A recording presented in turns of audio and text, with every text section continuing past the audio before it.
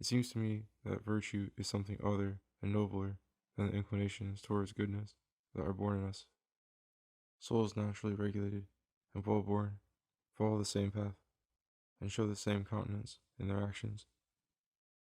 But virtue means something greater and more active than letting oneself, by a happy disposition, be led gently and peacefully in the footsteps of reason. He who through a natural mildness and easygoingness should despise injuries received would do a very fine and praiseworthy thing. But he who, outraged and stung to the quick by an injury, should arm himself with the arms of reason against this furious appetite for vengeance, and after a great conflict should finally master it, would without doubt do much more. The former would do well, and the other virtuously. One action might be called goodness, the other virtue. For it seems that the name of virtue presupposes difficulty and contrast, and that it cannot be exercised without opposition. Perhaps this is why we call God good, strong, liberal, and just, and we do not call him virtuous. His operations are wholly natural and effortless. Of the philosophers, not only Stoics, but even Epicureans, in this gradation are borrowed from the common opinion, which is false. Despite Arcelius' witty rejoinder to the man who reproached him that many people passed from his school to the Epicureans, but never the other way. I should think so. Plenty of capons are made out of cocks, but cocks are never made out of capons. For truly, in firmness and rigor of opinions and precepts, the Epicurean sect in no way yields to the Stoic, and a Stoic, showing more honesty than these disputants, who, to combat Epicurus and give themselves a good hand to play, make him say what he never even thought of, twisting his words awry, arguing by the laws of grammar another sense into his way of speaking, and another belief than the one they know he had in his soul and in his conduct, says that he was given up, being an Epicurean, for this consideration, among others, that he finds their road too lofty and inaccessible, and those who are called lovers of pleasure are lovers of beauty and lovers of justice, and they both cultivate and retain all the virtues. Cicero. Of the Stoic and Epicurean philosophers, I say, there were many who judged that it was not enough to have the soul in a good posture, well regulated, and well disposed to virtue, that it was not enough to have our resolutions and our ideas set above all the attacks of fortune, but that we also had to seek occasions to put them to the proof. They want to seek pain, need, and contempt in order to combat them and to keep their soul in trim. Virtue, when challenged, takes on much strength. Seneca. This is one of the reasons why Epaminondas, who is of yet a third sect, refuses the riches that fortune puts into his hand in a very legitimate way, in order, he says, to have a duel with poverty, in which extreme he always persisted. Socrates, it seems to me, tested himself still more roughly, keeping for his exercise the malignity of his wife, which is a test with the naked blade. Metellus alone, of all the Roman senators, undertook, by the power of his virtue, to withstand the violence of Saturninus, tribune of the people at Rome, who wanted at all costs to get an unjust law passed in favor of the common people, and thereby incur the capital penalties that Saturninus had established against the refractory. To those who, in this extremity, were escorting him to the public square, he spoke in such terms as these, that it was too easy and too cowardly a thing to do evil, and that to do good where there was no danger was common, but to do good where there was danger was the proper duty of a virtuous man.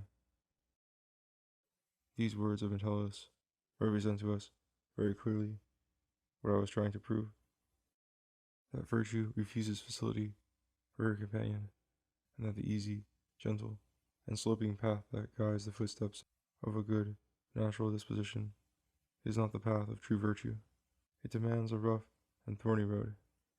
It wants to have either external difficulties to struggle with, like those of Metellus, by means of which fortune takes pleasure in breaking up the unwaveringness of a man's career, or internal difficulties created by the disordered appetites and imperfections of our nature.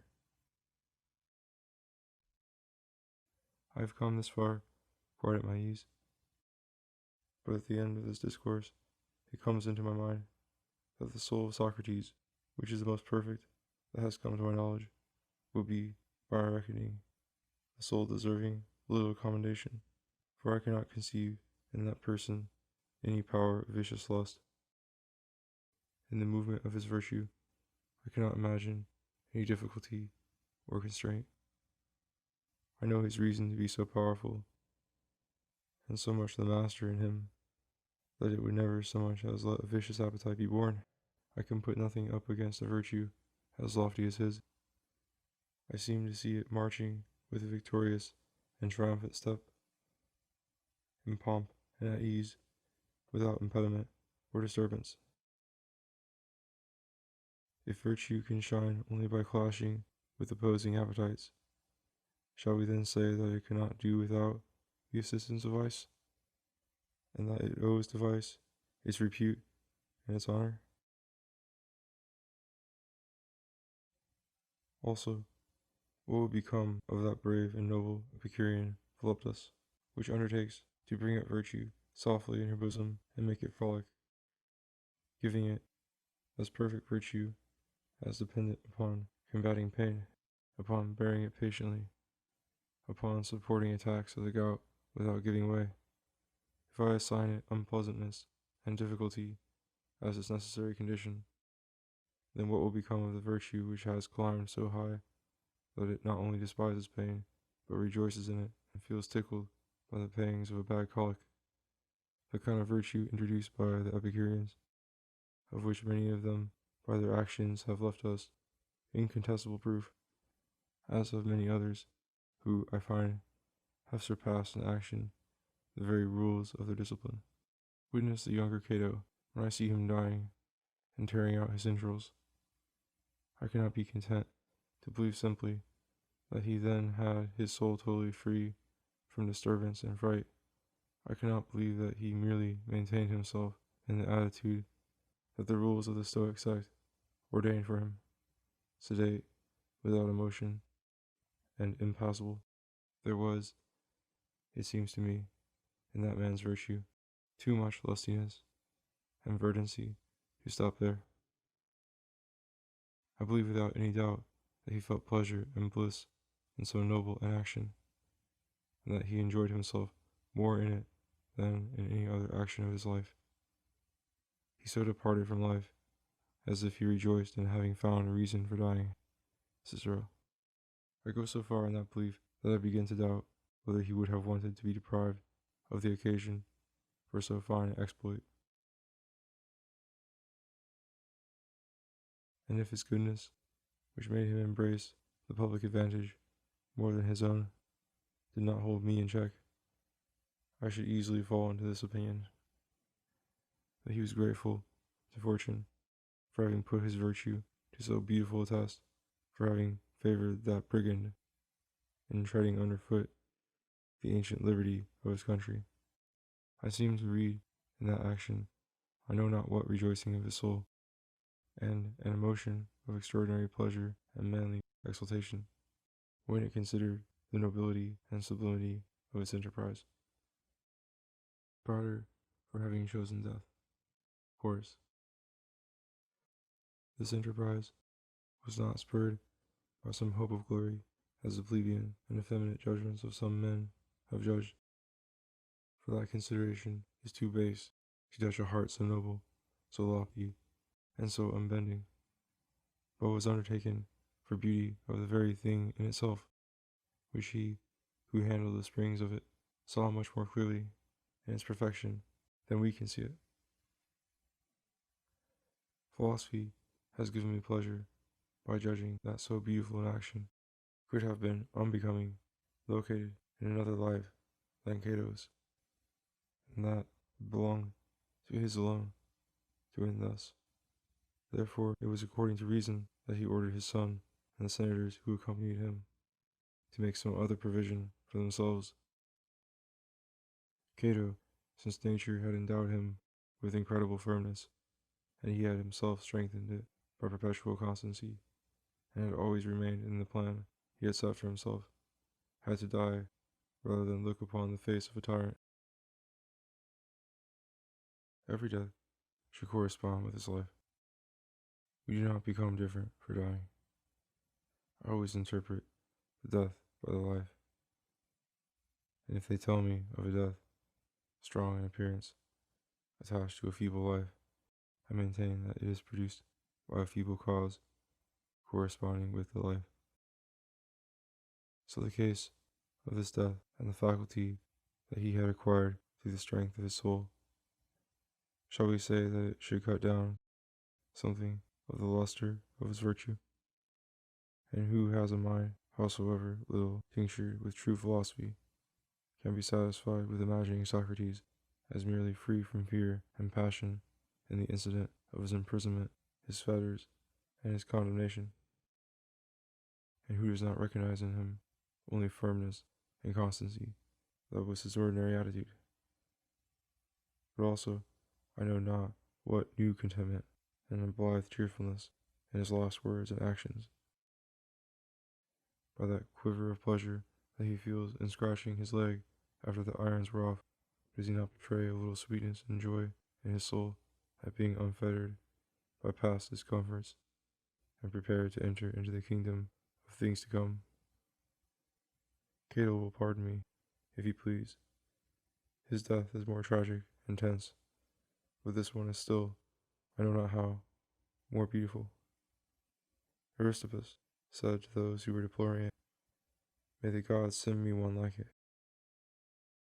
We see in the souls of these two persons and their imitators, for as for rivals, I doubt very much that there have been any, so perfect a habituation to virtue that it has passed into their nature. It is no longer a laborious virtue, or one formed by the ordinances of reason and maintained by a deliberate stiffening of the soul. It is the very essence of their soul, its natural and ordinary gait. They have made it so by a long exercise of the precepts of philosophy, coming upon a fine rich nature. The vicious passions that come to life in us can find nowhere to enter these men. The strength and rigidity of their soul stifles and extinguishes lust as soon as they begin to stir. Now, I do not think there is any doubt that it is finer to prevent the birth of temptations by a lofty and divine resolution, and to have so formed oneself to virtue that the very seeds of vices are rooted out, than to prevent their progress by main force, and, having let oneself be surprised by the first commotions of the passions, to arm and tense oneself to stop their course and conquer them, and that the second action still is finer than to be simply provided with a nature easy and affable, and having an inborn distaste for debauchery and vice. For it certainly seems that this third and last type makes a man innocent but not virtuous, exempt from doing ill but not apt enough to do good. Besides, this condition is so close to imperfection and weakness that I do not very well know how to separate their confines and distinguish them. The very names of goodness and innocence are for this reason, to some extent, terms of contempt. I see that several virtues, like chastity, sobriety, and temperance, can come to us through bodily failing. Firmness in dangers, if firmness it should be called, contempt for death, endurance in misfortunes, can come to men, and are often found in them, through failure to judge such accidents rightly, and through not conceiving them as they are. Thus, want of apprehension and stupidity sometimes counterfeit virtuous actions. As I have often seen, it happens that people have praised men for something which they deserve blame, An Italian lord once maintained this theme in my presence, to the disadvantage of his nation, that the subtlety of the Italians and the liveliness of their imaginations were so great that they foresaw the dangers and accidents that could happen to them from so far off, that it should not be strange if in war they were often seen providing for their security, even before having recognized the peril. That we and the Spaniards, who were not so sharp, went further, and had to be made to see the danger with our own eyes, and to touch it with our hands before taking fright, and that then we too no longer had any control, but that the Germans and Swiss, coarser and heavier, had hardly the sense to reconsider, even when they were overwhelmed under the blows. Perhaps this was only for a laugh, yet it is quite true that the novices in this business of war very often hurl themselves into dangers more recklessly than they will later, after they have been scalded. Knowing well the power of new-found pride in arms, the sweet spell of the first armed encounter. Virgil. That is why, when we judge a particular action, we must consider many circumstances. To say a word about myself, I have sometimes seen my friends call prudence in me what was merely fortune, and consider as an advantage of courage and patience what was an advantage of judgment and opinion, and attribute to me one title for another, now to my gain, now to my loss. Moreover, I am so far from having arrived at that first and most perfect degree of excellence, where virtue becomes a habit, that even for the second degree I have hardly given any proof. I have not put myself to great effort to curb the desires by which I have found myself pressed. My virtue is a virtue, or I should say, an innocence, that is accidental and fortuitous. If I had been born with a more unruly disposition, I fear it would have gone pitifully with me, for I have not experienced much firmness in my soul to withstand passions, if they are even the least bit vehement. I do not know how to foster quarrels and conflict within me. Thus I cannot give myself any great thanks, because I find myself free from many vices. If few and modest vices mar my soul, otherwise sound, as you may find a mole here and there, even on the fairest body, horse, I owe it more to my fortune than to my reason. Yet having born of a race famous for integrity, and of a good father, I do not know whether he infused into me a part of his humors, or else whether the home examples and the good education of my childhood insensibly contributed to it, or whether for some other reason I was born so. Whether 'twas Liber on my birth looked down, drab Scorpio with woe-betiding frown, or Capricorn, who rules the western sea with tyrant hand, Horse. But the fact is that, of myself, I hold most vices in horror. The answer of Antisthenes to the man who asked him what was the best apprenticeship, to unlearn evil, seems to dwell on this idea. I hold them in horror, I say, from an attitude so natural and so much my own, that the same instinct and impression that I brought away from my nurse, I have still retained.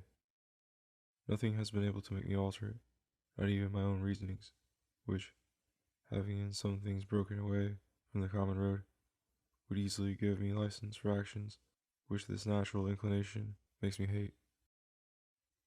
It is a monstrous thing, that I will say, but I will say it all the same. I find in that area, in many things, more restraint and order in my morals than in my opinions, and my lust less depraved than my reason. Aristippus affirms such bold opinions in favor of sensual pleasures and riches, that he put all philosophy in an uproar against him. But as for his morals, when the tyrant Dionysius offered him 3 beautiful wenches to choose from, he replied that he chose all 3, and that Paris had not got into trouble for preferring one to her companions. But having brought them to his house, he then sent them back without touching them. When his valet found himself overloaded on the road with the money he was carrying, he ordered him to throw away and get rid of as much as bothered him. And Epicurus, whose doctrines are irreligious and effeminate in his way of living, bore himself very devoutly and laboriously. He writes to a friend of his that he lives on nothing but coarse bread and water, and for him to send him a little cheese, for he wants to make some sumptuous repast. Could it be that to be wholly good, we must be so by some occult, natural, and universal property, without law, without reason, without example? The excesses in which I have found myself involved are not, thank God, of the worst. I have indeed condemned them in myself, according as they deserve, for my judgment has not been affected by them. On the contrary, it excuses them more vigorously in myself than in another. But that is all, for otherwise I bring to them too little resistance, and let myself lean too easily toward the other side of the balance, except to regulate them and keep them from mixing with other vices, which for the most part hold together and intertwine, if you are not careful. Mine I have cut down and constrained to be as solitary and simple as I could. Not beyond this do I indulge my faults. Juvenal. The Stoics say that the wise man operates, when he operates, by all the virtues together, although one of them will always stand out according to the nature of the action. And the comparison of the human body could serve them somewhat for this, for the action of anger cannot be exercised unless all the humors assist us in it, although anger predominates. But if from that they want to draw a like consequence, that when the sinner sins, he sins by all the vices together, I do not believe them so simply, or else I do not understand them. For in fact, I feel the contrary. These are sharp, insubstantial subtleties, on which philosophy sometimes lingers. I apply some vices, but I fly others as much as a saint could do. Moreover, the Peripatetics do not accept this indissoluble connection and bond, and Aristotle holds that a wise and just man may be both intemperate and incontinent. Socrates admitted to those who recognized in his face some inclination to vice that was in truth his natural propensity, that he had corrected it by discipline. And the initiates of the philosopher Stilpo said that, having been born susceptible to wine and women, he had by study made himself very abstinent from both. What good I have in me, I have, on the contrary, by the chance of my birth. I have gotten it neither from law, nor from precept, nor from any other apprenticeship. The innocence that is in me is a childish innocence, little vigor, and no art. Among other vices, I cruelly hate cruelty, both by nature and by judgment, as the extreme of all vices. But this is to such a point of softness that I do not see a chicken's neck wrung without distress, and I cannot bear to hear the scream of a hare in the teeth of my dogs, although the chase is a violent pleasure. Those who have to combat sensual pleasure like to use this argument to show that it is wholly vicious and unreasonable, that when it is at its greatest pitch, it masters us to such an extent that reason can have no access. And they cite the experience of it that we feel in intercourse with women. Anticipated joy the body feels, and Venus now prepares to sow the woman's fields. Lucretius. Where it seems to them that the pleasure transports us so far beyond ourselves that our reason could not possibly then perform its function, being all crippled and ravished away in pleasure. I know that it can go otherwise, and that we may sometimes, if we will, cast our soul back to other thoughts at this very instant, but we must tense and stiffen it vigilantly. I know that it is possible to master the onset of this pleasure, and I am well versed in this, and I have not found Venus so imperious a goddess as many chaster men than I attest her. I do not take it for a miracle, as does the Queen of Navarre in one of her tales of her Heptameron, which is a nice book for one of its substance, or for an extremely difficult thing. You spend entire nights with every opportunity, and in all freedom, with a long desired mistress, keeping the faith one has pledged to her, to be content with kisses and simple contacts.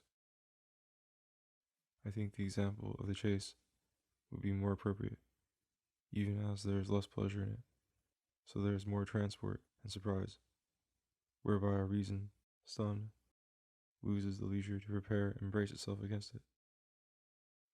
When after a long quest, the beast starts up suddenly and appears in a place where perhaps we were least expecting it. This shock and the ardor of the hue and cry strike us so that it would be hard for those who love this sort of hunt to withdraw their thought elsewhere at that point, and the poets make Diana victorious over the torch and arrows of Cupid, who amid these does not forget the stings and all the cares love brings. To return to my subject, I sympathize very tenderly with the affections of others, and would readily weep to keep others company, if I could weep for any occasion whatever. There is nothing that tempts my tears but tears, not only real ones, but all sorts, even the feigned or the painted. The dead I hardly pity, and I should rather envy them, but I very greatly pity the dying. Savages do not shock me as much by roasting and eating the bodies of the dead, as do those who torment them and persecute them living. Even the executions of the law, however reasonable they may be, I cannot witness with a steady gaze. Someone having occasion to testify to Julius Caesar's clemency said he was mild in his revenges, having forced the pirates to surrender to him, whom they had formerly taken prisoner and put to ransom. Since he had threatened to crucify them, he condemned them to that punishment, but only after having them strangled. Philemon, his secretary, who had tried to poison him, he punished no more harshly than simply by death, even without the name of the Latin author who dares to allege as evidence of clemency the mere killing of those by whom one has been injured. It is easy to guess that he is struck by the ugly and horrible examples of cruelty that the Roman tyrants put into practice. As for me, even in justice, all that goes beyond plain death seems to me pure cruelty, and especially for us, who ought to have some concern about sending souls away in a good state, which cannot happen when we have agitated them and made them desperate by unbearable tortures. These past days, an imprisoned soldier, perceiving from his tower that carpenters were beginning to erect their structures in the square that the people were assembling, concluded that it was for him, and in desperation, having nothing else to kill himself with, seized an old rusty cart nail that fortune put in his way, and with it gave himself 2 big blows around the throat, and seeing that he had not thus been able to budge his life, so soon after gave himself another in the stomach, from which he fell in a faint. And in this state he was found by the first guards who came in to see him. They brought him round, and to make use of the time before he expired, they at once had his sentence read to him, which was to have his head cut off, with which he was infinitely delighted, and consented to take some wine, which he had refused. And thanking the judges for the unhoped for mildness of their condemnation, he said that this resolve to kill himself had come to him through the horror of some more cruel punishment, the fear of which had been increased to him by the preparations which he had seen made in the square. He had conceived the idea that they wanted to torment him with some horrible torture.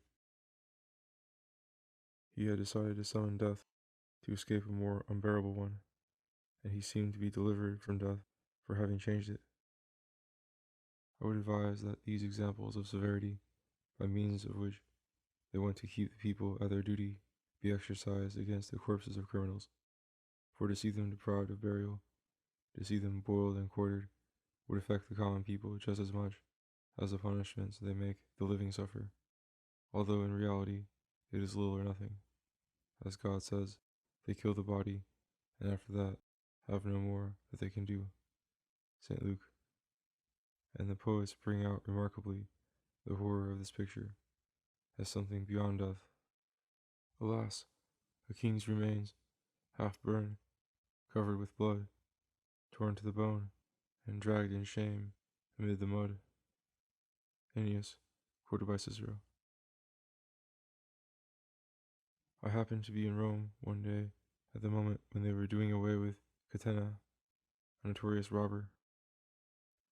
They strangled him without any emotion among the crowd, but when they came to quarter him, the executioner struck no blow that the people did not follow with a plaintive cry and exclamation, as if everyone had lent his own sense of feeling to that carcass.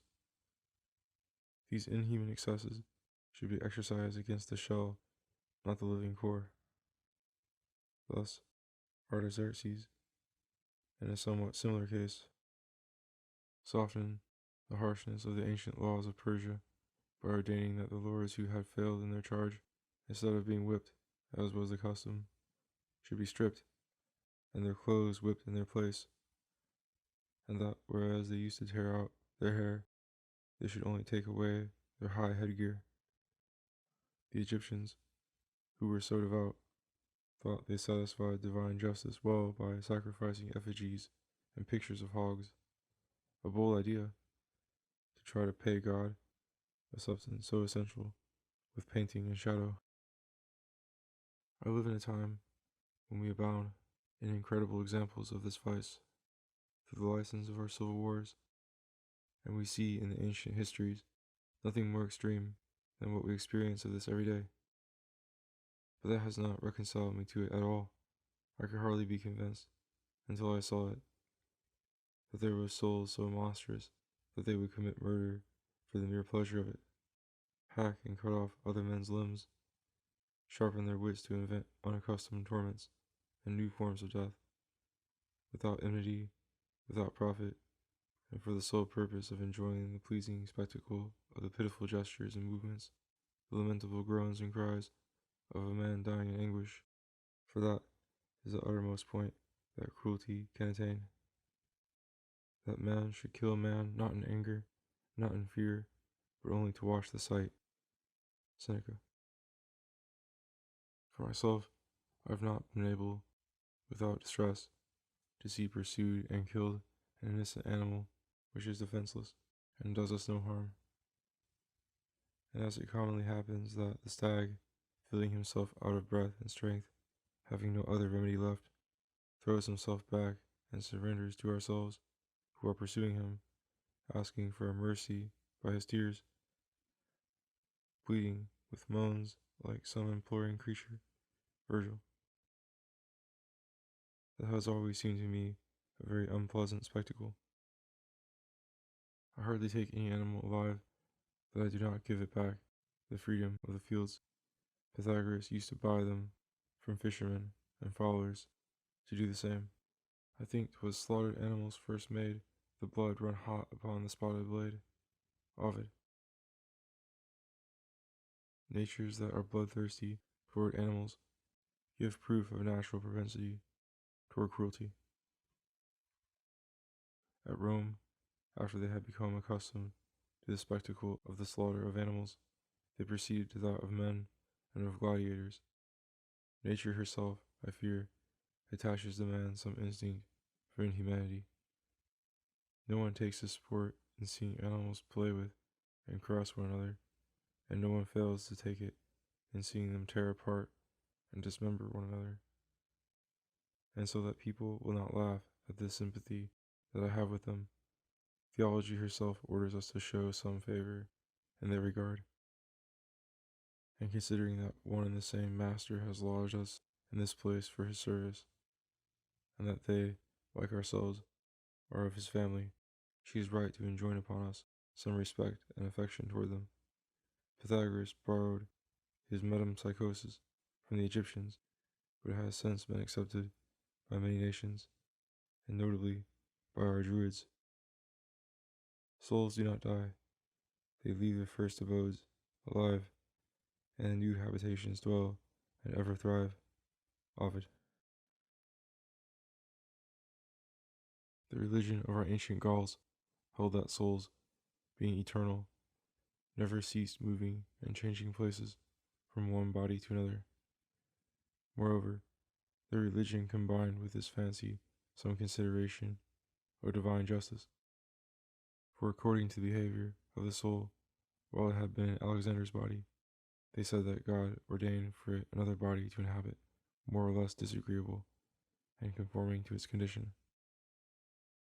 He makes them suffer the silent chains of brutes, the fierce he plants and bears, the thief a wolf's, the cheat a fox's body wears, and when through very years and myriad shapes they pass, he purges them in Lethe's stream, and then at last he calls them back to the primordial human form. Claudia. If it had been valiant, they lodged it in the body of a lion; if voluptuous, in that of a hog; if cowardly, in that of a stag or a hare; if malicious, in that of a fox; and so for the rest, until purified by this chastisement, it resumed the body of some other man. And in the Trojan War, for I remember well, I myself was Euphorbus, Pantheus' son. Ovid. As for that cousinship between us and the animals, I do not put much stock in it, nor in the fact that many nations, and notably some of the most ancient and noble, have not only received animals into their society and company, but given them a rank very far above themselves, sometimes esteeming them as intimates and favorites of the gods, and holding them in more than human respect and reverence. And other nations recognize no other god or divinity but animals. Beasts were made sacred by the barbarians on account of the benefits they bestowed. Cicero. This land adores a crocodile, that one, the snake-gorged ibis, as divine. Here golden images of monkeys shine, while here a fish and there a dog whole towns revere. Juvenal. And even the well-conceived interpretation that Plutarch gives of this error is still honorable for them, for he says that it was not the cat or the ox, for example, that the Egyptians worshipped in those animals, but some image of the divine faculties, in the ox patience and usefulness, in the cat liveliness, or, like our neighbors the Burgundians, together with all of Germany, impatience at being confined, the cat thus signifying liberty, which they loved and worshipped beyond any other divine faculty, and so for the rest.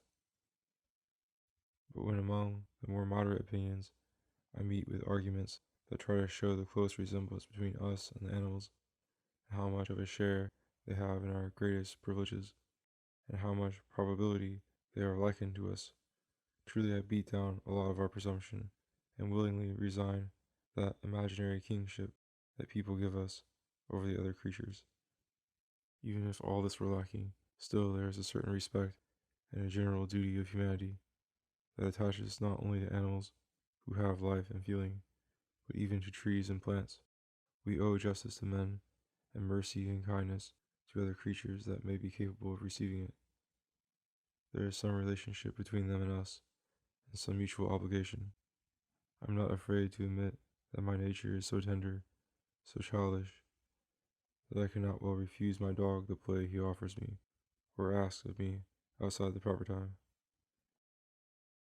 The Turks have alms and hospitals for animals. The Romans made a public charge of the feeding of geese, by whose vigilance their capital had been saved. The Athenians ordained that the mules which had served in building the temple called Hecatompedon should be set free, and that they should be allowed to graze anywhere without hindrance. The Agrigentines commonly gave a solemn burial to animals they held dear, such as horses of some rare merit, dogs, and useful birds, even those which had served only as a pastime for their children. and the magnificence that was ordinary with them in all other things was also singularly apparent in the sumptuousness and number of the monuments they raised to animals, monuments which have endured in their splendor for many centuries after. The Egyptians buried wolves, bears, crocodiles, dogs, and cats in sacred places, embalmed their bodies, and wore mourning at their death. Solomon gave honorable burial to the mares with which he had 3 times won the prize for the race at the Olympic Games. The ancient Xanthipus had his dog buried at a headland on the seacoast, which has since retained his name. And Plutarch has scruples, he says, about selling and sending to the slaughterhouse, for a slight profit, an ox that had long served him.